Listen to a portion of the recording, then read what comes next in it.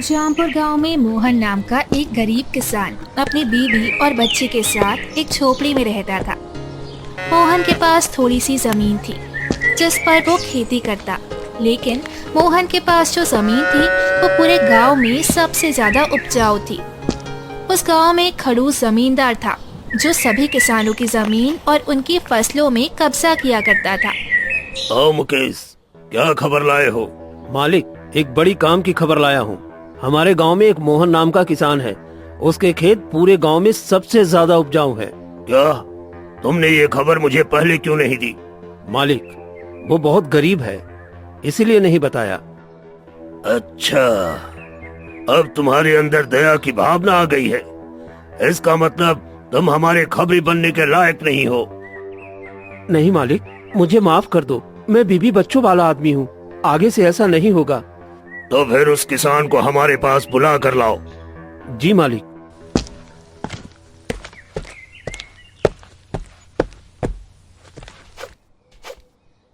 आओ मोहन, आओ। आने में कोई तकलीफ तो नहीं हुई?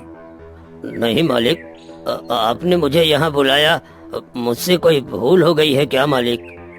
अरे नहीं नहीं मुकेश, मुझे तुम्हारी परेशानी के बारे में पता चला कि तुम कितनी मुसीबत से अपना और अपने परिवार का पेट पाल रहे हो।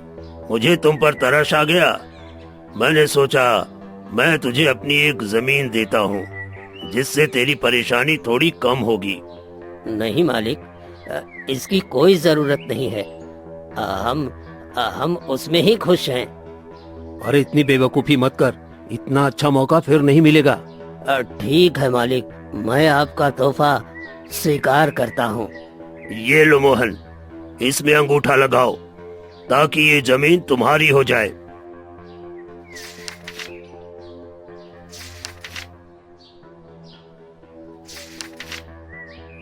अरे मोहन, अब तेरी जमीन मेरी हो गई। ये पर मालिक, ये कैसे हो सकता है? ये तो मेरी पुश्तैनी जमीन है। कानून और दस्तावेज मेरे पास है, अब तू कहीं का नहीं रह गया।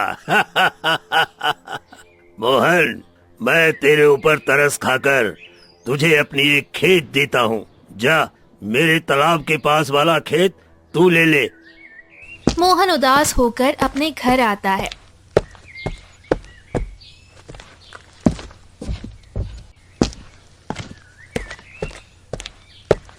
क्या हुआ जी, आप उदास क्यों हो? सब ठीक है ना? जमींदार ने क्या कहा? उसने हमारा इकलौता खेत धोखे से अपने नाम करवा लिए। क्या? अब हम क्या करेंगे? कहाँ जाएंगे? उसने हमें अपना तालाब वाला खेत दिया है, मैं वहीं जा रहा हूँ। अब मैं भी चलती हूँ। दोनों हल लेकर उसी खेत में जाते हैं और हल चलाना शुरू करते हैं। ये जमीन तो बंजर है, इसमें खेती कैसे होगी?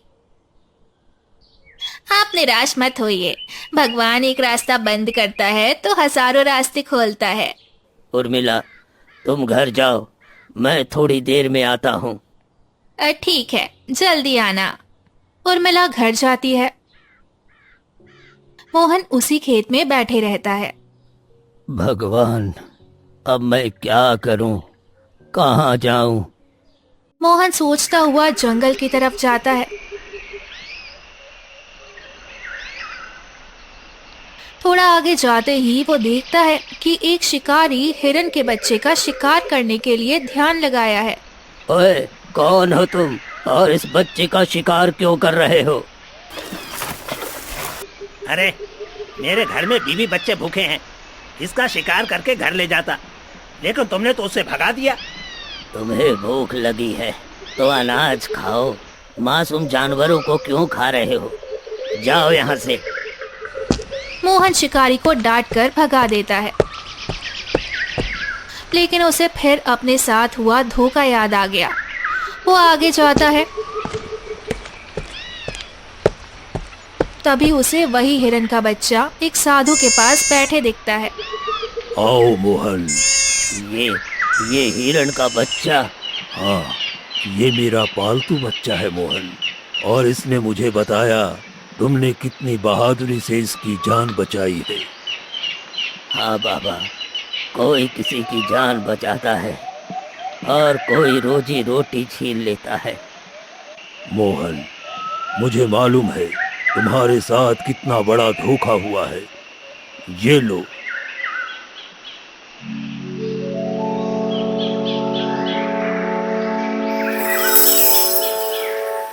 ये लो, ये है जादुई हल। इससे तुम जहाँ भी खेती करोगे वहाँ फसल दुगनी होगी। लेकिन याद रखना, इसे नेक नियत से ही इस्तेमाल करना। मोहन हल उठाया और बाबा को धन्यवाद देकर अपनी बंजर जमीन की ओर चल दिया। मोहन जादुई हल से अपने बंजर खेत को जोतना शुरू करता है। जुताई तो हो गई, अब पानी लगा देता हूँ। मोहन पूरे खेत में पानी भर देता है। अब कल बीज डालूंगा, देखो कुछ चमत्कार होता है कि नहीं। मोहन घर चले जाता है।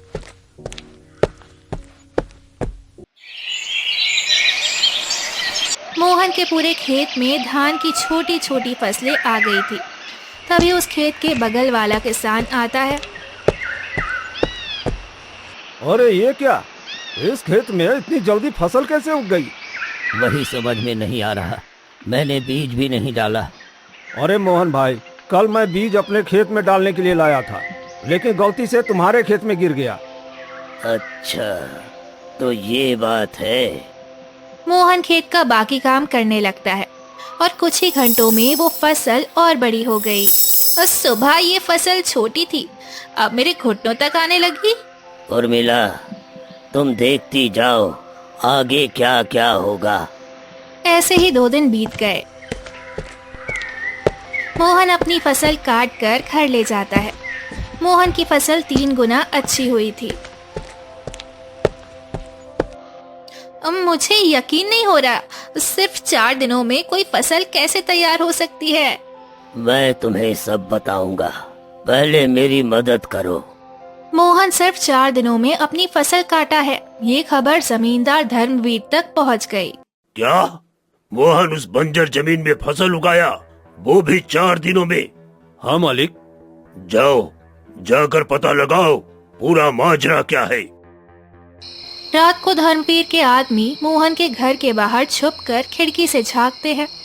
अब तो बताइए, ये सब क्या हो रहा है? मैं जंगल गया था, वहाँ बाबा ने मुझे एक जादुई हल दिया, जिससे जुताई करते ही हमें 3 गुनी फसल हुई है। अच्छा, तो ये बात है। मुकेश जमींदार के पास गया और सारी बात बताया। अच्छा, तो ये बात है। मोहन के घर जाओ और उससे वो जादुई हल छीन कर लाओ। धर्मवीर के आदमी मोहन के घर जाते हैं।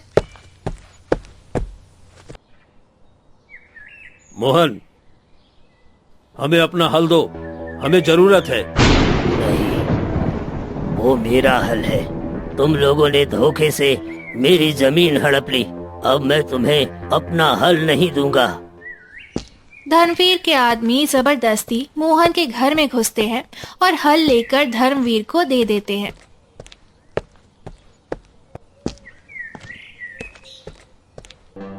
अच्छा, तो ये है जादुई हल। कल जोताई में इसी हल का इस्तेमाल करना है। अगले दिन धर्मवीर के आदमी जादुई हल लेकर अपने खेत पहुंचे।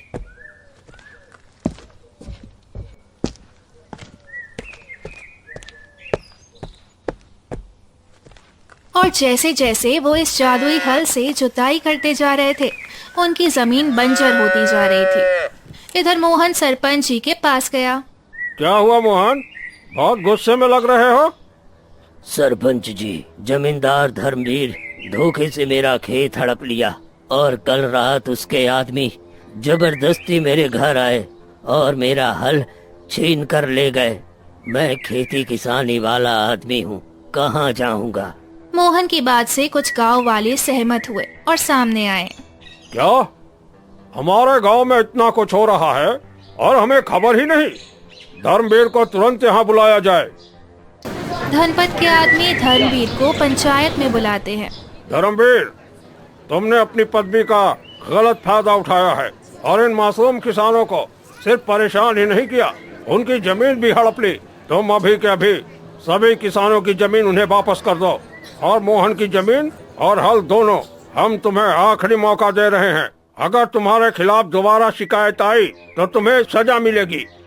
धर्मवीर ने जिन जिन किसानों की जमीन ली थी उन्हें वापस कर देता है। अब मोहन के पास उसकी जमीन और जादुई हल वापस मिल जाते हैं। सुनिए जी, अब हमें इस जादुई हल की जरूरत नहीं है। इससे पहले ये किसी गलत हाथ लगे, आप इसे वापस बाबा को दे आओ। मोहन जादुई हल बाबा को वापस कर देता है।